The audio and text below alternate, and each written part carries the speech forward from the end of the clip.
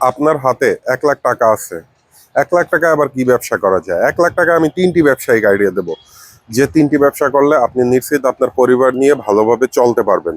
Number one যে ব্যবসা, fast ফুডের ব্যবসা, অর্থাৎ ফুড কোর্ট ছোট আকারে, যেখানে চিকেন ফ্রাই থাকবে, সমোসা থাকবে, সিঙ্গারা থাকবে, পুরি থাকবে, এগুলো মিলিয়ে একটি ছোট ভ্যান কিনে সেটার উপরে যদি আপনি মোটামুটি ডেকোরেশন করে ফুডকার্টের ব্যবসা শুরু করতে পারেন, ইনশাল্লাহ আপনি দৈনিক 1.5 থেকে 2,000 টাকা আয় করতে পারবেন। 1 লাখ টাকা এই পুঁজিতেই হয়ে যাবে। দ্বিতীয় নাম্বার যে ব্যবসায়িক আইডিয়াটি দিব, সেটা হলো গিয়ে বাচ্চাদের খেলনা। দেখবেন পথে ঘাটে বেলুন, বিভিন্ন ধরনের খেলনা বিক্রি করে।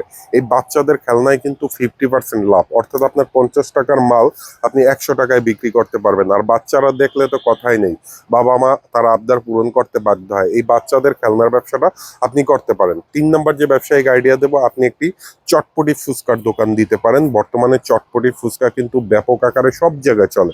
এখন গ্রাম আর শহর নাই, সবাই এখন চটপটি ফুচকা খেতে পছন্দ করে।